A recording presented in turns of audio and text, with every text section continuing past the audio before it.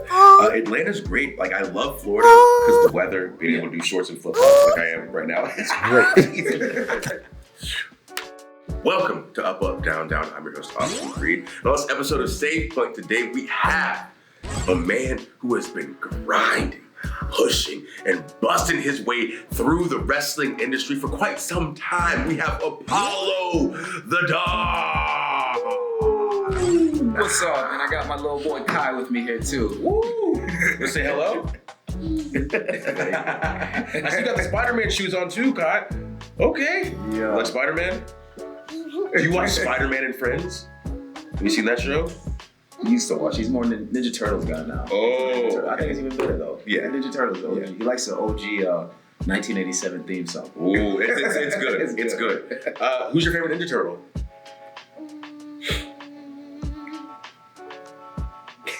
Who's your favorite? He said, don't put me on the spot. Every time we talk about him. Let me see. Swords. Is that Michelangelo? No. Is that Donatello? No. Is that Raphael? No. Splinter? No. Casey Jones? April O'Neil? No. Shredder? No. Craig? No. Which one is it? Oh, Leonardo. Okay, gotcha. Yeah. He's a real good You want to sing a song for us? one. He said, I'll sit right here. We're gonna play some games, okay? one thing that I don't think that we have ever really talked about on camera, at least, is that we're from the same area. Atlanta. Yeah, It's crazy. ATL, man. Man, you know what's funny is actually I was doing a meet and greet yesterday and I met some guys from Georgia. So where I trained at it's WWA 4. Yep. Right behind the right? Yeah. So I was over there in that area maybe a few weeks ago, Yeah. and I didn't know where I was, and then I drove past it. They're like, "Oh, there's a club," and I was like, "Is that's WWA 4? I've been there." They're like, "What?" I was like, "Wrestling training." They're like, "There?" I was like, "Yeah, we just couldn't go on the other side of the wall." Yeah. Dude, man, I took my dad there when I first told him I wanted to start wrestling. He's like, "So where's the school and all this stuff?" Took him out there. Man, he couldn't believe where we were at. I was like, Dad, this is what people do. If you read all the books, if you read all the wrestlers' books, they've gone through things like this. This is the grind. This is what we do. Yeah. And very fortunately, it turned out to what it is today, because I'm sure it could have been way worse. Yes, definitely. I got to visit him I hadn't been in Atlanta for so long, but we had Raw there not too long ago, so don't get visit too often. Yeah. Don't get visit. Yeah. I might need to move out there, man. Man, it's great. You're down in Florida now. Yeah, Right? Orlando. Orlando? Okay. Yeah. Atlanta's great. Like, I love Florida because the weather, being able to do shorts and flip-flops like I am right now, it's great. Hey, what are you doing, man? You know, it's a microphone. He said, that's what I'm talking to. You trying to sing? I love the weather down here, but I don't know. There's something about Georgia that it's just like, I don't know, man. Yeah, It's great. home. It's home, you know? Yeah. Yeah. Are you born and raised there? No, so I was born in California, actually. Okay. But, so my very long, I'll give you the short version. So born in... Give us a long version. So born in Sacramento, California. My dad got a job with the CDC in Atlanta, so we moved there when I was like 2. Stayed till about 6. He got a job with the United Nations, moved to Africa for 6 to 14. Came back to Georgia for high school. Finished off high school there. Went to Auburn and then started wrestling after that. So, yeah, pretty all over the place. Okay, so minus going to Africa, we're on the similar path. So so my dad was military. Yeah. So he was in Fort Benning in Columbus. Yeah, okay. So I was born on base in Fort Benning. And then very shortly after being born, we moved to Inglewood, California until I was 7. Crazy. And then right before I turned 8, I think we moved back to Georgia. We lived in Dunwoody for a little while, and then moved to Marietta. Yeah. And then I was there pretty much. And then I went to Furman. Oh, yeah, my South brother Carolina. Brother played Oh, football he there. did? Yeah. Oh, I didn't know that. School is tough to get into. It is. It's tough a to get lot. into. It's rough. Yeah. And it was tough to stay in. Yeah, I can imagine. After my first term there, I was like, I don't know if I'm smart enough to be here. This is rough. I'm not making the grades I was making in high school. They're like, put it down and get to work, right? yeah, man. What were we doing at Auburn? Did you play any sports? No, I didn't play. So I thought I was good at soccer growing up, right? I played all my life, and then I realized when I got done with high school, I just wasn't as good as I was. I remember trying out for a D3 school. Yeah. And they're like, yeah, we want to bring you into, it was Belmont Abbey in South Carolina, I believe. They're like, we want to bring you to basically play on the practice squad. I was like, practice? Because I was all state high school, all area. very good growing up. Yeah. At least I thought. But my IQ of the game, I guess, just wasn't. So I was never taught how to actually play the game. It was kind of like something we just picked up one day, and I was just like, I play soccer. Yeah. But never understood or taught the full breakdown of the game. Yeah. So like when you get to the college level, it's very different. Very different. So it's funny because so my wife played college basketball. When everyone sees me and they see the kids and they're pretty athletic, they're like, think it's me, and I'm like, I'm not the college athlete. That's my wife. That's my wife. Did you pick it up in Africa? Yeah. Everybody was playing over there like crazy. Everybody was playing. Everyone was playing. We had like different leagues, which were fun. And my dad would be like the he'd be the team parent. So he'd probably like get water for the team and stuff. But there's some good guys out there. Like it's just what they do. You know what I mean? So at Auburn, no, I never actually graduated. I went to school for two and a half years, decided I want to wrestle. So I stepped away, started wrestling, and I'm actually finishing off my bachelor's degree in exercise science right Congrats, now. man. It's pretty cool. Congrats. See, we use our minds here. That's what we do. That's what we do. I gotta make sure these guys are taken care of in the future, and my body can't take these bumps. Right? And that's something it's not easy to go back. No, it's not. Especially when you're in your adult years, kids, so different. full-time job, and it's daunting. So congrats to you I found for making myself the choice. like I should have just finished back then. But it's cool because like I feel like I'm more mature and more capable of handling that thing right now. And then I went to a private school, so like my graduating class was 99 kids. Got to Auburn, the first class I was in was 300 people. So it's like I just didn't know how to handle any of that. Yeah, you don't have that specialized teaching. It's not so much focus on you. If you're not doing your work, it's just you're not doing your work. There's nobody's on you about it.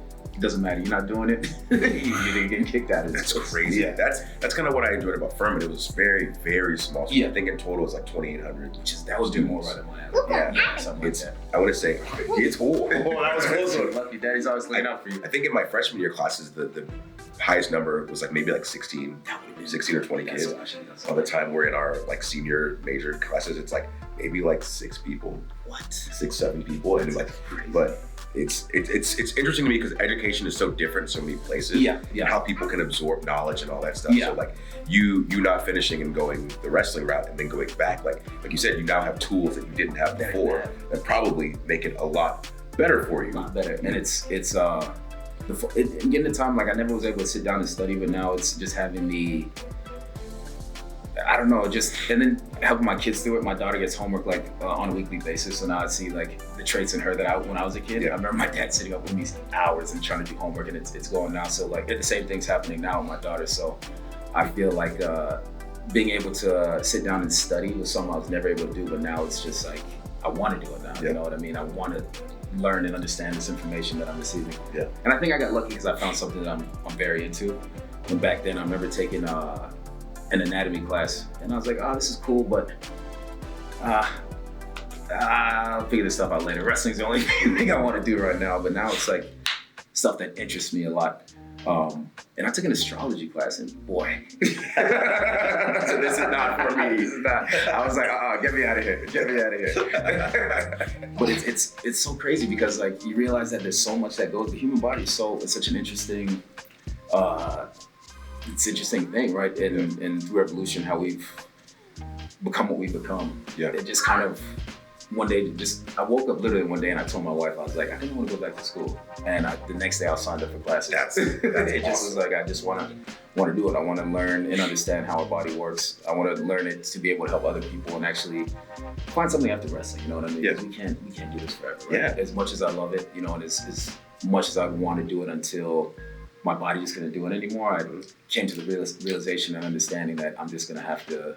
It just is not possible, right? It's not possible. And even other things happen, right? It's not always up to us how things go, right? So it gives me something to do too when I'm at home. I remember like before school and before these guys, I'd come home and literally just crash on the couch.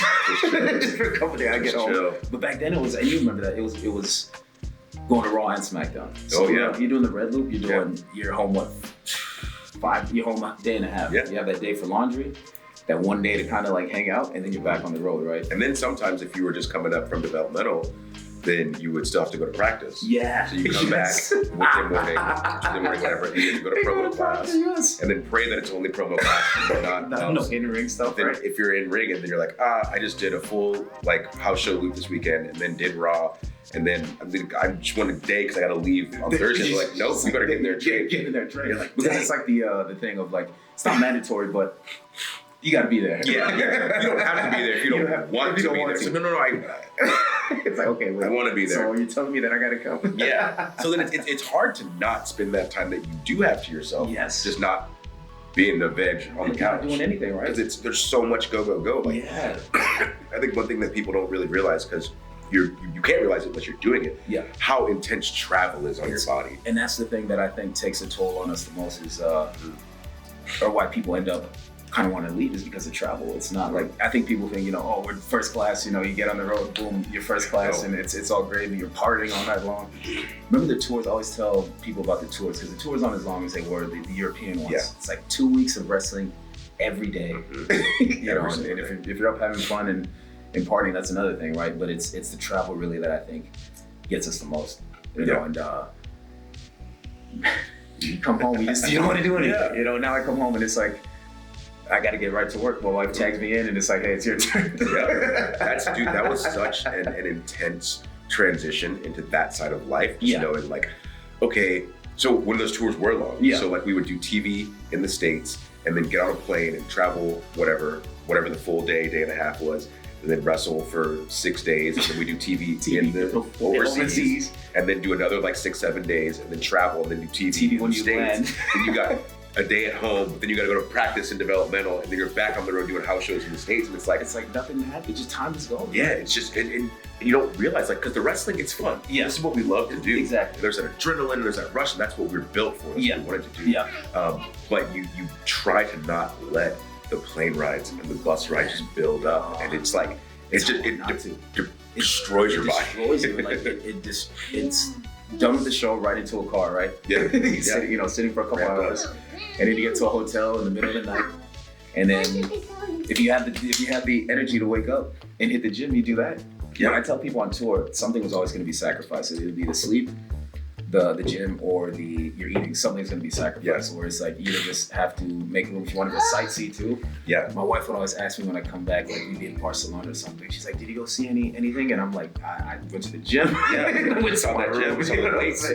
Dude, so now like, and it's cool. I get to bring them yesterday, and it's a little different now, and it's small taste, but like, just for them to see and understand how it is. I remember before my kids were born, my wife would come on the road pretty regularly, and it was cool because she got to see that it wasn't like what everybody would think it is, right? Yeah. People think we're up and living this rock star lifestyle and stuff, and it's like no, we're going from town to town. Yeah. We get to the core. Like, what's funny is when I'd get people tickets to shows, they think it was like, what are you doing after the show? Yeah. I'm like, guys, man, I don't know if I'm not hanging out. I don't know if you saw what I just did, but I packed a lot of my energy into this 15 minutes. Yes, max effort, right? And I'm driving to the next place and I'm getting some sleep. Bro, it's wild. Now, so how long have you been wrestling? So now I've been with the company almost 10 years actually, and I've been wrestling 13 years. 13 years. Yeah. Really? I thought you could wrestle longer. It feels like it. Yeah. It feels like it. But I think my experience happened in such a short time where it was like I wrestled around Georgia a little bit. I got to Japan really quickly, and then from Japan I stayed there 4 years, and then before I knew it, WWE was calling me to come. So, and by the time I got to NXT, I stayed there for 1 year and then was called up to the main roster. So it all happened pretty quick. Yeah, it's crazy. Well, what was it like transitioning from? Because you didn't really hit a lot of the U.S., right? You were just in the South really, and then went straight to Japan. Yeah. So I go to Ohio and Indiana quite a bit, but like I didn't like PWG and all that stuff came after Japan. So Japan was like well before that. But I remember everyone telling me like, hey, if you want to make anything of yourself, you got to get out of Georgia. You got to. I go to like Phoenix City, Alabama, and do like these. Yep, at the skating rink shows. Yep. GCW. Yeah, GCW. And for me, it was like Heath Slater used to work here. I'm like, oh man, I gotta do it. This is what I gotta do, right? So I actually did a similar thing minus Japan. So like I was in Georgia and I was in the Southeast wrestling because I was at school in Furman in South Carolina. So I do the East Coast, Southeast, Florida's. And AJ actually got me a gig at TNA. Nice. And so we used to work Cornelia, right? yeah, and NWA Anarchy. Yes, NWA Yeah. Anarchy. Yeah. Yeah. So that was the spot. I remember when I went there, it was you and AJ. Gunner was there at the time too. Yeah. And then the other, I forget the other tall security guard at that time. There was Gunner. There were two Impact or TNA at the time security guards. There was Gunner and some other dude. I forget. It might have been. It was a Scott Steele. No, I don't know. It'll come to me at some point. Yeah. But yeah, NWA Anarchy was like kind of in sorts like a little feeder program for TNA. So like, I remember I think AJ was coming off doing a tag run, and he was getting back into singles, and so he wanted to work out with some people. Nice. So my buddy Sal Renaro hit me up. Yeah. Sal, I love Sal. Good dude. He was like, hey, AJ needs some bodies to work out with. Do you want to come up? And so I worked at the daycare that I went to when I was little. Yeah. So I know my boss always knew I wanted to be a wrestler. She knew I was wrestling at that time. Cool. I told her what was going on. She goes, get out of here, go. That's great. How cool is it that someone can understand that, right? Oh. Because any other place could have been like, yeah, you're not. Yeah. You're gonna do what? Yeah, For a right. week? No, get out of here. Yeah. So went up and trained with him, and it was awesome. And so fast forward, now I'm back in South Carolina working and going to school. Then AJ calls me and he's like, oh, so they need a person for this match that we're doing because Pac-Man Jones can't wrestle. He's on a team with Truth, so they need somebody who can be in there. He's like, are you free? I said, of course. It's not a problem. Yeah, not a problem. Got to do that match on their Bound for Glory. Yep. And then ended up getting signed from it. And that's how I got in. So I same thing. I never wrestled at PWG. Yeah. I missed a lot of the big indies, right? in the States. But then you look right now, it doesn't even really matter anymore, right? At the time, I felt like it was a huge deal, right? Yeah. At the time, and then you fast forward now, and it's even when I got signed, I felt like everything I did before that didn't even matter. It was like, this is it. You're here now. You're one of us. You're doing this our way. Yeah. It's like whatever you did before this, and it not that it didn't matter, but it was kind of like the only other way I can think is like it kind of just, especially now today, it just doesn't matter, right? And for me, that was such a special time, like working the indies and traveling around because it was part of that journey that you get to talk about after you made it, right? I miss like the indies because it's a hustle, it's a grind, but I miss the journey getting to where we are now, right? Yeah. Miss packing in a minivan with 6 other brothers. Man, and just, okay, we can pull our money together and get a 2-bed thing. We can get 1 cot so 2 people sleep on the floor. I'll put pillows in the shower. If you bring this dude, I'll give you trans or whatever. But he's not getting paid. I remember so many of those. It was like all the places I want to work. Because I came up, Ricochet and Rich Swann were already kind of, and Pac on the Neville were kind of like, Brody Lee, bunch of guys that were huge names on the indies at that time, and they worked all these companies, and I was like, man, I got to get on that level. So I tried to get with CZW, Dragon Gate USA, of course, Evolve, but I remember not getting paid for any of them. The first time it was kind of the tryout thing. Yeah, man. And the thing I love is they don't let you know until you get there. I remember from my tryout for the tryout I did that actually got me to Dragon Gate Japan. I came up there with $100 in my pocket because I was working like all these odd jobs at the time. I was at Dollar Tree for a while, just doing stocking boxes at like 5 a.m. There we go. I worked at LA Fitness selling personal training packages. It was actually Bally's at the time. Oh yeah. And then LA Fitness bought it out. So like I didn't have money, and it was like $200 I'd get every 2 weeks maybe from what I was working. But I came up there with $50, and AR Fox was like, "Hey man, I think this would be a good thing for you to do. Come out, try out up in Indiana." And went up there with 50. I came back with nothing, but I was like, I'm going to Japan. And it was just, those times, it was just like, and you're driving there, it's 14 hours there, 14 hours back. Were you by yourself on this drive? No, I was with some of the guys I worked with. So it was me, Fox, and another dude on the indies at the time called Big Nasty. Big Nasty. Yes, trademark. And might have been Jonathan Gresham with us, maybe. Okay. If I can remember. Yep. But it was like a tryout where you go wrestle a match, and then it was kind of like, hey guys, if you want to just show us some cool stuff, go do it. So Fox was like, just go show them your flips and like do your dodge and all this stuff. And I did this gorilla press, and they were really impressed. So that kind of, for me, was the moment that kind of was a turning point in my indie career, where it was like, if I hadn't done that, I mean, eventually maybe I would have figured it out, but who knows? But It was fun. I remember those days well, and it's just fun to think about, and I get to tell these guys about it one day. But I see the route now; it's so different. Even when I went back to NXT, it's just so different, and I found myself in like a more of a teaching position than I do really still learning, which I'm still learning because there's so much to learn in wrestling, right? Yeah. But I don't think I'd ever, as tough as they were, you can never trade those days out for anything. Yeah. It's what makes you into a person who can appreciate what you have now. Because one thing that hit me in the face that you said was, it's not like your stuff from your previous wrestling like doesn't matter when you get here. Yeah. But once you finally get here, this is when like the real fight starts. Yes. It's like, okay, real. So you were in high school or college or whatever you want to call it, and now you're in the real world. The real world. Now That's it's like, exactly okay, before it was like, yeah, everybody's cool because we're all riding together, we're all trying to get the same place together, everybody's hustling, grinding. And then you get here, and it's like, yes, everybody's cool. Yeah. But be careful. Not everybody's like has your best interest, right? Exactly. Yeah, we're on the indies. We're all trying to do it together.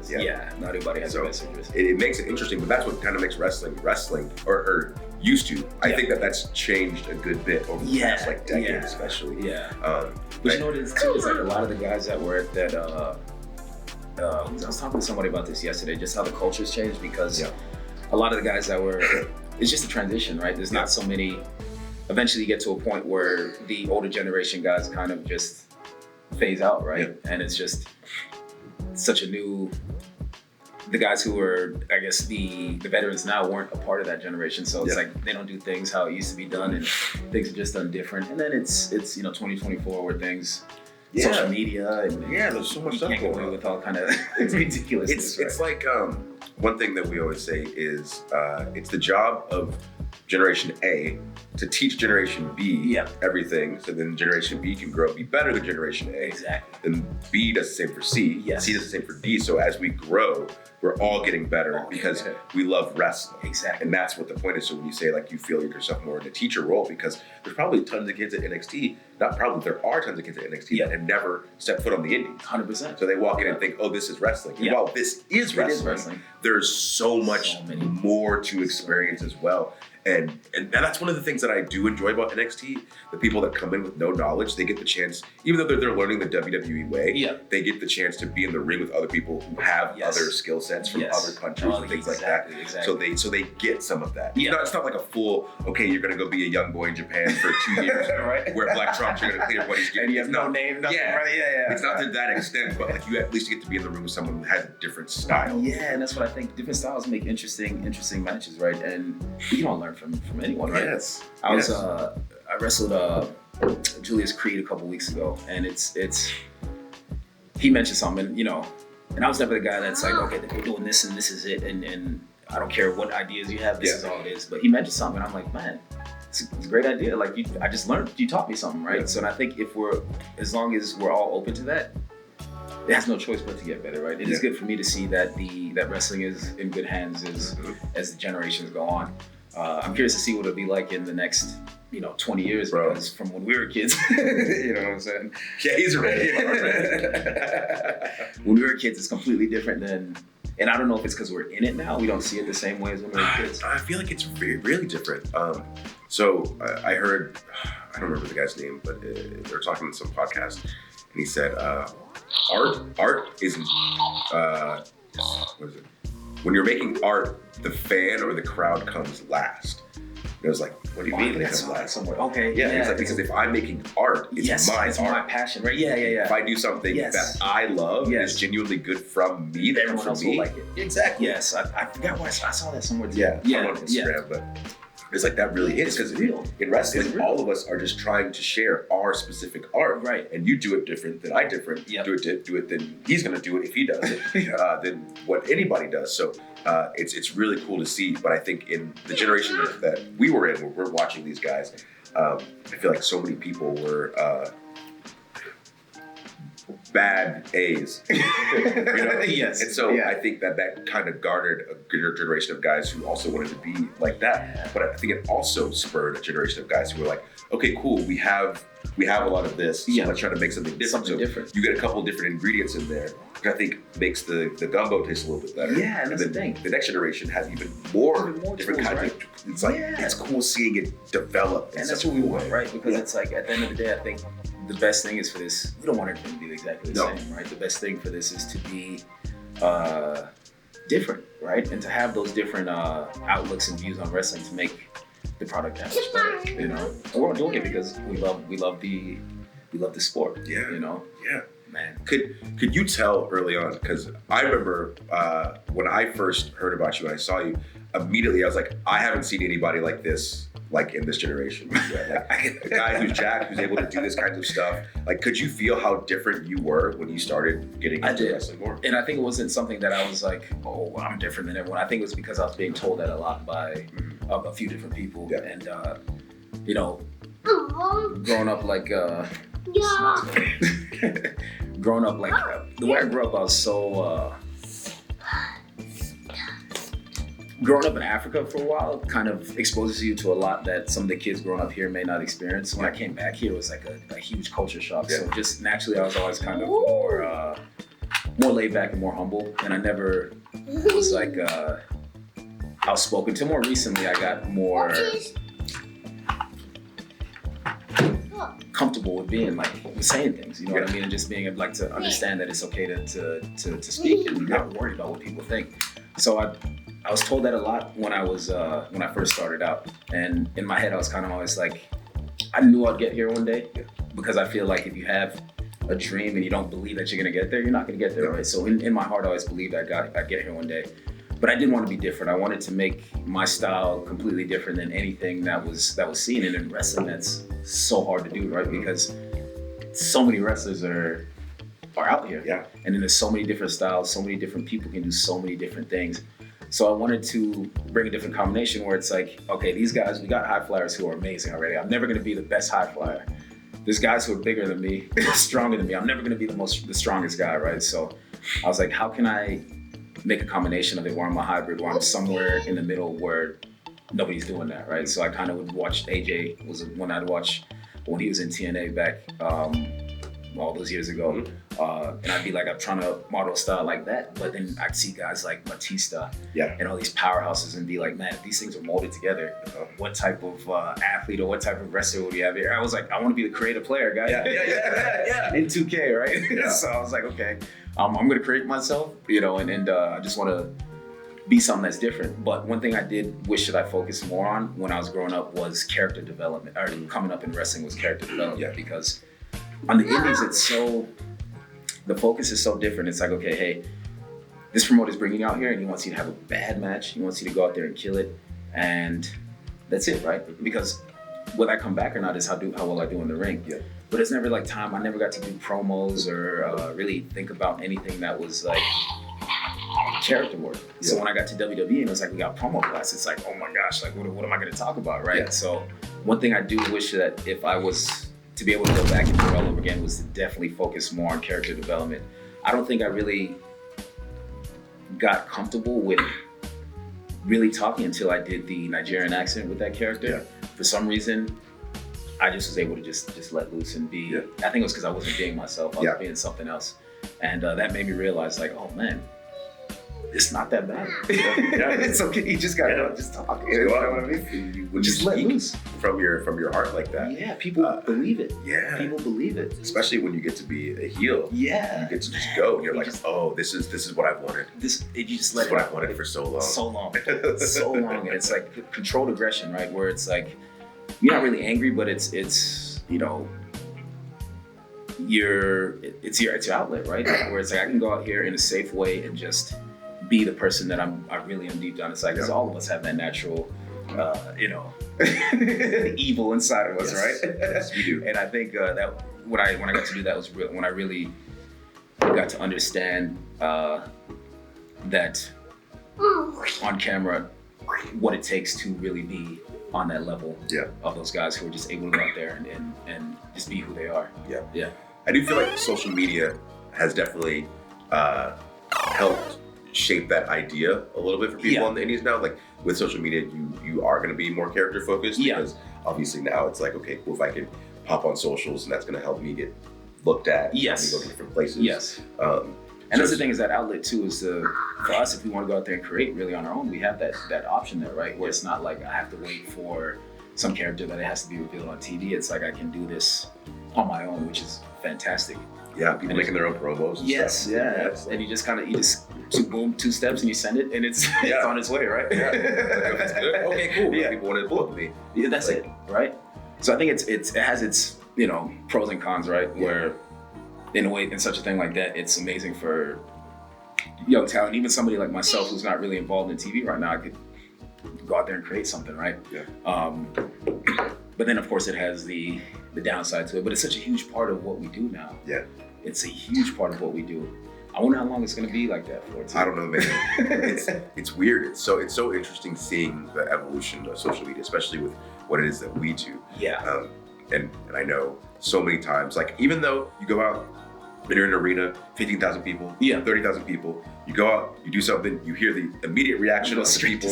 Yeah, you come back after your match and you look at social. So what does Twitter say? Like this. You see one bad comment, Bro, and it's like, oh you're my torn up. God. And Torn to pieces. I was living and dying by that for a while. And it's Yeah, me too. I can't do that. And so when I started putting it away and It's so going, much better, right? oh, well, I know it was good because they told me it was good when I was doing it. So Yeah.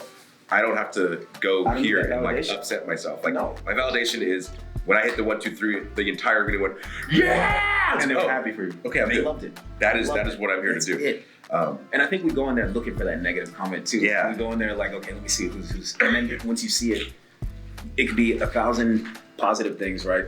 The reaction, the live reaction from the crowd, you come back, everybody loves it, and you see one out of the 10,000 comments is like, what the hell, well, that match sucked or whatever.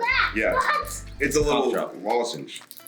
And you're like, you lose your mind over it, right? Yeah, And that's one thing that thank you. that's one thing that I kind of, I went through that too. I think we all did. And Yeah. then eventually kind of realized like, it just doesn't matter, right? Especially when you think of it in the sense of, I'm a grown man. Exactly. Why am I worried about this? Like, I got a great job. I'm paid well. Yes. I'm traveling the world. I'm living my dream. Got kids. You know. Got a happy, healthy life. Got friends. I love what I'm doing.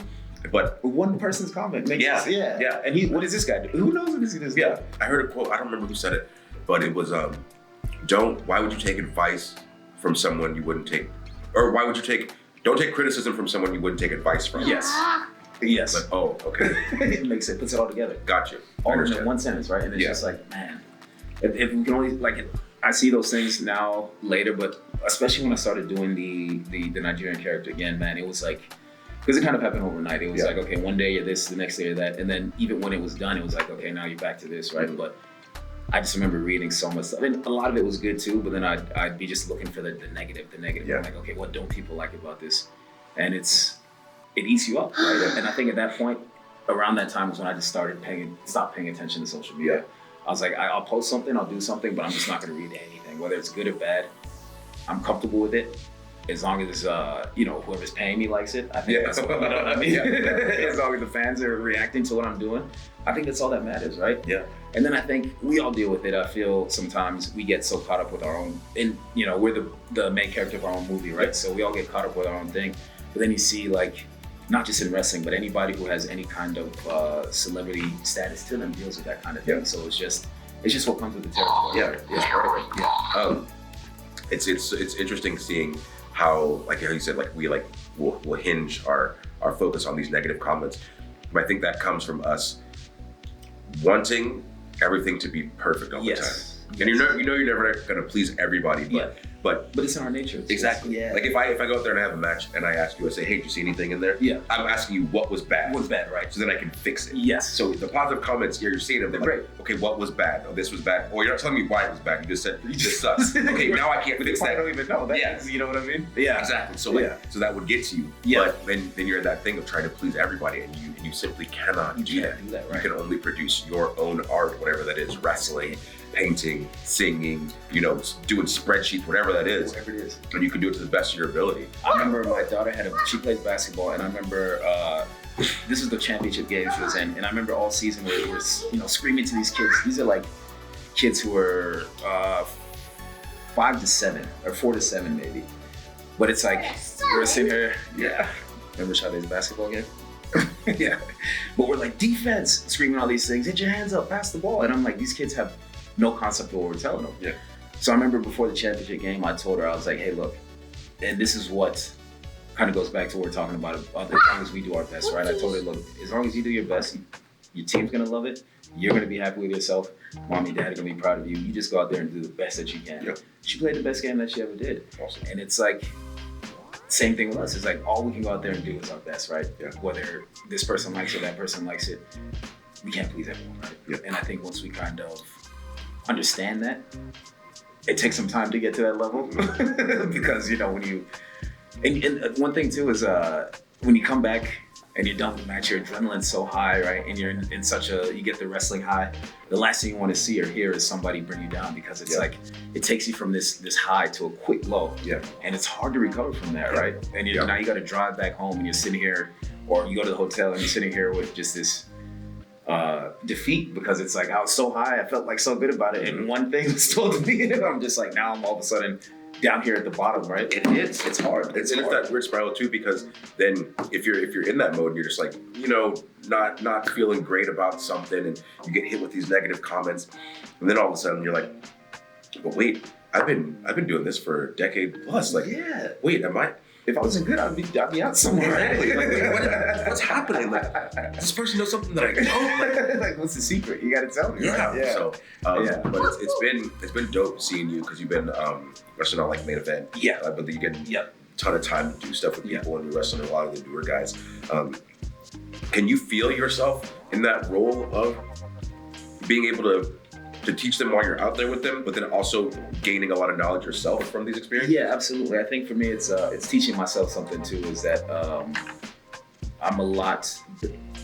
When I say better, I don't mean like a technical wrestler, but I'm a lot better than what I thought I was. Right. Mm-hmm. So that goes for like just being in that leadership role, right? Yeah. You know, because you get somebody out there, and a lot of the kids haven't come up and wrestle in front of 10, 15,000 people, right? So they wrestle in the Performance Center, which is, I'm not sure exactly the numbers, but it's not as near as what it is in the arena. So you can feel the nerves, and the style down in NXT is a lot different than it is in on the main roster. So for me to be able to, I think the best comment I get when I come back is, oh my God, that was so easy. You know what I mean? I don't know. It's funny because even when I first started, I'd work with guys, people see a bigger dude and they think he's gonna be like all stiff and like not be able to move. So when you come back and people are like, man, you're a lot more mobile, or you move a lot more fluid than I thought. I think these compliments are great. I think it's nice to be admired by your peers, right? But it's teaching me a lot about myself too, in that like, I should have that confidence, right? Because you go through a time sometimes where you're not being booked how you want or how you see you should be booked, and it kind of kills your confidence because you think that it's something that you're doing when it's just business is business. It is what it is. But it kind of it brings you down a little bit. So for me to still be learning about myself, and the fact that I'm able to teach these kids and have them feel comfortable and understand that it's just not as bad as what you're making it out to be. It's good for me. It's a learning experience for me. Granted, I obviously love to be wrestling on Raw or SmackDown, whatever it is, but I think the blessing is that I'm still very fortunate to be working with the WWE. You know what I mean? This is my dream for as long as I can remember. It was all our dreams, otherwise we wouldn't be here, right? So the fact that I'm still a part of the company with the tons of people who have come and gone, I think is a blessing. And with the talent pool right now, it's crazy because even though I feel like obviously my talent is at that level, you just never know, right? Yeah. So I just wake up every day and try to keep the positive in front and understand that like this is temporary. It's not gonna last forever. You gotta enjoy it while it lasts. Mm-hmm. And I got kids too who look up to me. I don't want to come home and be that guy. Yeah. So I want them to be able to see. I just want to lead by good example. You know what I mean? Yeah. I feel like there's an instant transition. Well, maybe not instant. I feel like it does take a while for some people. It took a while for me. Yeah. To have that transition of young adult to actual adult. Yeah. I feel like I'm still not definitely. I'm not an actual adult. Quite. Yeah, exactly. But that idea that youth is wasted on the young. Yeah. Is something that I didn't understand until I started to get older. Yeah. And you see like you said, like if you're not booked the way that you want to, and you get upset, you get frustrated. But it's like that journey is the story. Like that's the fun part. That's the struggle. Right? I remember being so mad for I was mad for like 2 or 3 years. Yeah, just mad. We all go through it though. And once I was able to step out of it. Yeah. And not feel that toxicity flowing through me, that anger. Yeah. It's oh, I should be so happy that I've been able to make it here at all. And I've been able to do the things that I've been able to do How many people all. try to get here, right? Exactly. And don't even come close. Exactly. You know? You've got to have that never say quit mentality. Exactly. Because then as soon as you're just mad and frustrated because you're not getting what you want, yeah. Nobody deserves anything. Nobody deserves anything. You know? And then that type of attitude kind of, it rubs off, right? Too. It rubs off on other people. Yeah. And then what I would go through, because I was like that for a while too. I remember trying to find people who felt the same way about this. So we could sit down and talk about it. It's just Was it miserable company? Yeah. And I'm like, man, I can't be that guy. I don't want to be that guy that's because I'd go home and be like, it would never stop, right? Yeah. It would come home and I couldn't shut it off. Whereas now I'm in a place where when I get back home, I'm dad now, you know what I mean? And the frustration may come from other things with, kids just being toddlers and stuff like that, but I know that it's not it's not a reflection of how I'm being booked on TV or anything like that. And one thing that I've really been into lately is or really trying to understand is that we can only control what we can't control, right? You know what I mean? Things that are outside of our control, we have to just let those things be, and here too, the things that happen, and Titus would always say it, is one day you're not doing anything, and maybe it happens for a long time, but just like that, the next day you might be like, hey, we'll be match on WrestleMania, you're the champion, right? Yeah. Just like that, it can change. The same way it can change where it's you're on top and the rug gets swept under you, Mm-hmm. it can happen the exact opposite way too, right? So it's one of those things where it's control what you can, so stay ready. And that's why I'm glad I get to work main event on a weekly basis, because otherwise I wouldn't be getting any ring time, right? Yeah. I don't get to train often. So it's do I want to be in this position where it's, hey, you got a 2-seg match on Raw, and I'm like, man, I haven't worked in 3 months. Or you know what I mean? Or do I want to be 3-seg match on Raw? And it's oh, that's not a problem. You know what I mean? Because I think mentally too, we defeat ourselves so much where it's even if you're physically ready, if you're not mentally ready, it's going to reflect in it's going to reflect physically, right? Yeah. And you're going to be out there and you're not going to be able to perform. So I think leaving the negative and surrounding yourself with positive and being happy for the people that you see. Yeah. Because we all came up together, right? I think we have to have a genuine appreciation for the people that we see doing well.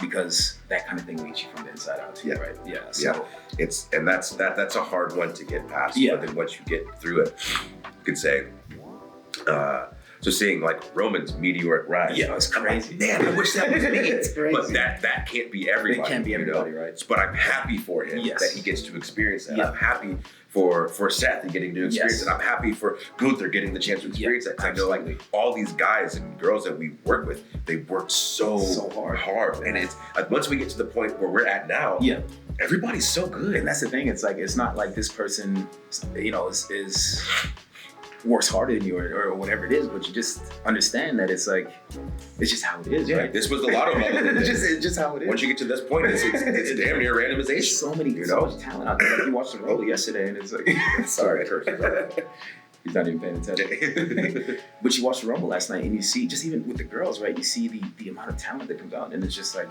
oh, this one could easily be champion. Oh, wait, hold on, she could easily be champion. Oh, dang, she could. It's the same with the guys, right? Where we have just endless amount of talent that could easily be, on a certain level. So it's just, it's like sitting in the waiting line, right? I'm number 239, but I'm just waiting for the number to be called, right? That's the thing. Even though it's you say waiting, but we're all working. We're all working. We're all working, trying to get there. Exactly. It's not like we're sitting here just waiting for the opportunity, for someone to give us an opportunity, but when that opportunity comes, we have to take it, right? Yes. You know what I mean? Yes, Yeah. 100%.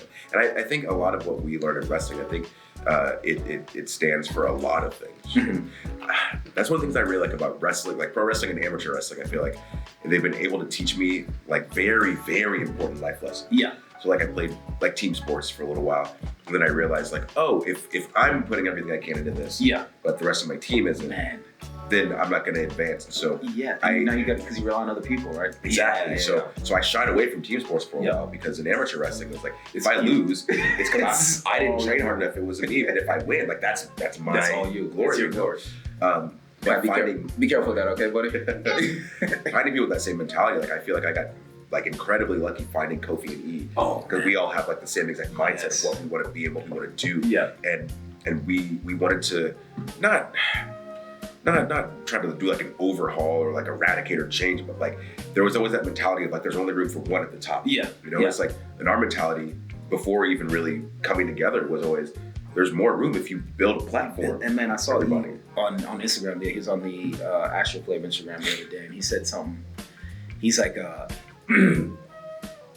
not holding the secrets from everybody else, right? Yeah. Not even the secret, but like the spreading the knowledge out and, Yes. and letting everybody eat, right? It's like, I came up with this guy. Like, I'm not gonna, do something that's gonna keep him from eating, right? It's like there's room for all of us to eat, right? And the more of us that does it, the more opportunities are open for other people, right? Yeah. You know what's funny is I was there. I wasn't signed yet, but I was in England, I think, when they played.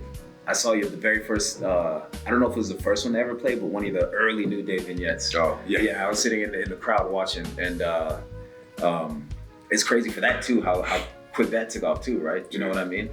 And I've heard the story with you guys. I remember riding with you, Breeze, and E, Kofi, and some fun times. But it's cool to see something like that where it starts off as one thing and it turns into something so amazing, right? Yeah. You know what I mean?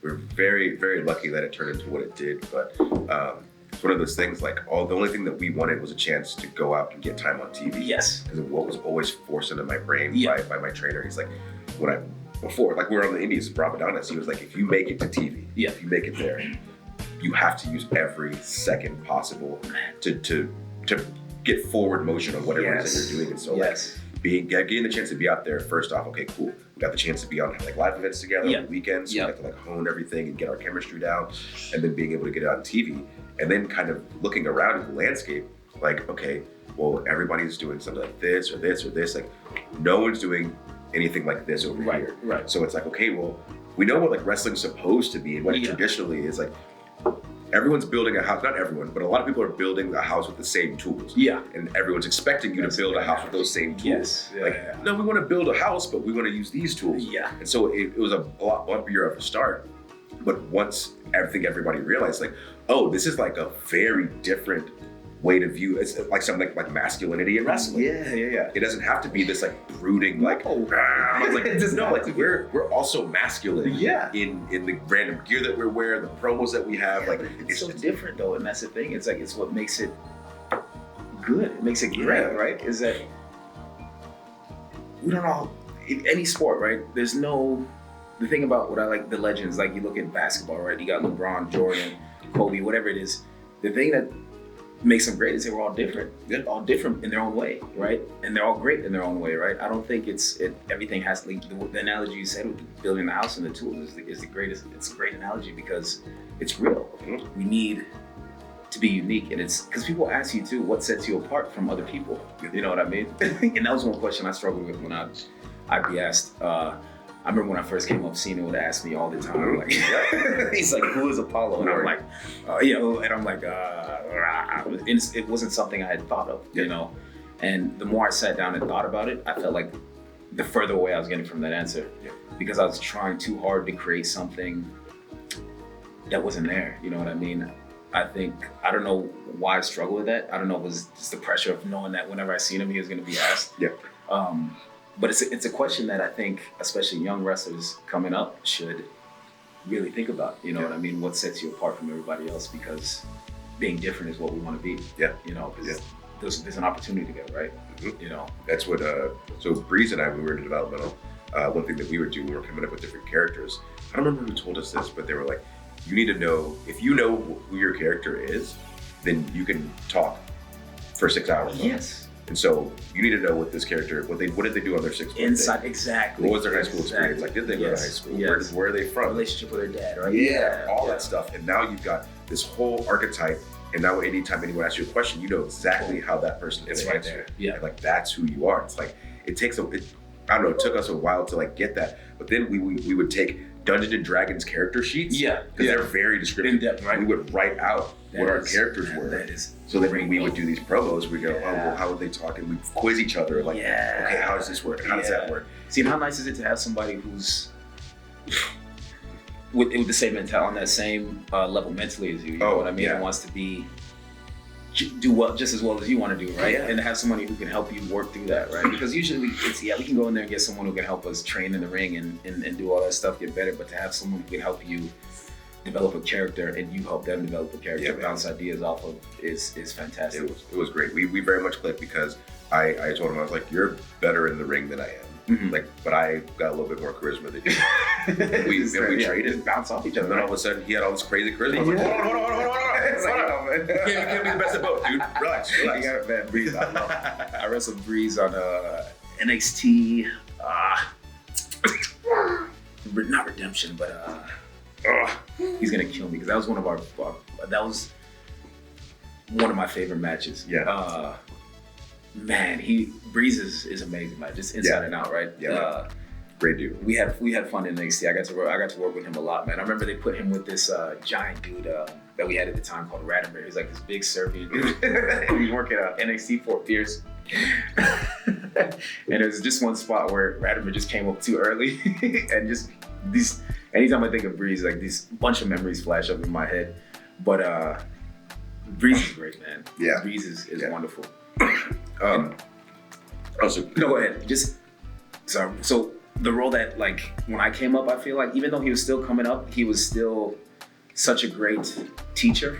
And I kind of find myself in that kind of role now, where it's like he wanted everything to be the best. It was never just, it's about him. You know what I mean? Yeah. It was like, no, this is a group effort. What can we do to make this the best, right? Mm-hmm. And I think the culture now is a lot more like that, where it's like no one's just selfish, right? Yeah. You know, I think we all want to go out there, and whether we're winning or losing, we just want to go out there and have the best match of the night, right? Yeah. You know what I mean? You can really see who's here for wrestling, and as opposed to like here for themselves. And there's the majority of the people that I think that we work with are here for wrestling. Yes. They want to see the business grow. They want to see the show as a whole get better. And you sit and you watch somebody's matches and you say, okay, this could be better, this could change. And no one's like, oh, how dare you give me advice? Like, no, like we're here for each other, because to me, like, we're on Raw. Yep. So we have to have a better show than SmackDown. We have to. Like, to me, we're it's like competition, this. right? That's what people talk about, like wrestling tribalism. Like, we're the Raw tribe right now. You know what I'm saying? It's real. We're trying to keep about, right? But it's all love at the end of the day, right? Yes. But it's we still. Doesn't mean we're gonna go out there and not try to crush you in the competition. Yeah. It's all love, right? Yeah, man. Good. You have a good time? Lastly, before I let you go, so there was supposed to be another guest here today. So like I talked about my friendship with Breeze. Like, you've got a very good friendship with Tazao. He was supposed to be here? Yes. Did he leave? Yes. Why did he leave? What happened? Do we remember? It's something else to do. Okay. What a piece of man. No, the reality, and honestly, man, Tazao was one of the I can sit here and tell you about Tazao all day. He's one of the best, most genuine humans. My kids love him. We'll have to have you guys back on so you can talk about it. Absolutely. I love bonds in wrestling. Yeah. Because I mean, you got your friends. It's like any workplace. There's some people you like, some people you don't like. Then there's some people who are like, these are my lifelong friends. And you know them inside and outside of wrestling, right? Yeah. And the good thing with like Tazao and Ricochet both is like we, lived together in Japan, where it's like it's so cool for me to see Tazao getting the time that he's getting now on TV to really show like. Because he's such a funny dude. And people are getting to see that, right? And it's like, I didn't realize he's that funny. And I'm like, guys, you have no idea. Yeah. You know what I'm saying? Yeah. So it's great to see like both of those guys doing well. And it's from where we started to where we are now, man. Like all of us, right? It's so cool.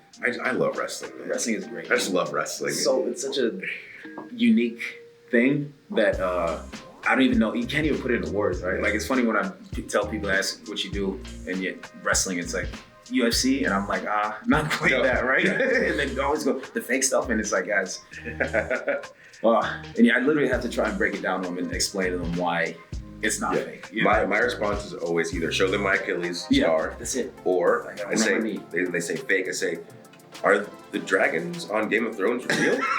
You know what I'm saying? This is the only place where okay, you're a good guy, I'm a bad guy. How dare you be seen in public together, right? Yeah. But you watch a movie and you have the heel and the baby face, or the the agonist and the antagonist, right? And it's like they can go on the red carpet together and it's all good. Yeah, it's fine. But we can't. We do it. And It's like, wait, what's oh my happening? God. And I understand it to a certain aspect, but I also understand that the more people understand what wrestling actually entails, Yeah. then the more impressed they usually are with it. Yeah. Because they think it's Yes. one thing, and then when you Yes. explain, no, all of this hurts very Very much. much. And a lot of this is just physical and on the mic improv Yes. in order to entertain an audience of thousands at a time. At WrestleMania, 100,000 people from all over the world. Live Like TV too. when you break it down like that to someone, especially someone who works in TV or film, they go, oh, hold on, because we had a karate movie and they worked on these fight scenes for 3 months, Man, and then they came in and did it Okay, yeah. with 19 takes, Do you know how with 7 great- cameras, edited all this stuff. Man, what would our product look like if we did that? Bro, it was like the showcase matches You know in what I'm WWE 2K24. That's exactly what it would be. Yeah, though, yeah. You know what I'm saying? So Yeah. it's when I think when you break it down to people in that type of way, in a more academic sense, Yes. and you explain to them how this is art, Yeah. then they have a new respect. A new for it. respect. So I tell people to just come take one bump. Just come hit the mat one time and Yeah. see how you feel. And that'd be it. That's why I have respect for guys like Bad Bunny who come in, Logan Paul who come in and continue to kill it, because and then you go out there and see them say and explain that it's like, man, this is a lot harder than I thought it would Yeah. be. yeah, You know? it baffles me that someone would think this is easy. Blows my mind.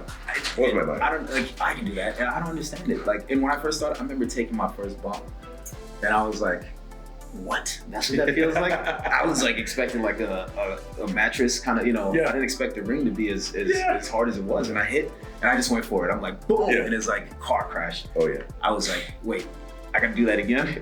I'm like, oh my god. I got home that night. My mom, I'm like climbing up the stairs. She's like, are you sure this is what you want to do? I'm like, Mom, I'm not sure. But you keep pushing forward.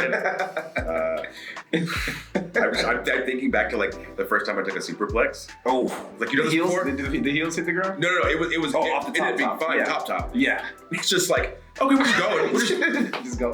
our body shouldn't be doing this. No. But then we get in that car and we travel. So screw it. It's like hot cement just being stuck together. Yeah. All right, but hey man, thank you for the time. Absolutely, I appreciate it. you Man. This coming is in. fun, man. Yeah. Appreciate you coming through, man. Yeah. You having fun with this Play-Doh? Nice. This has got to clean it up. That's good. All right.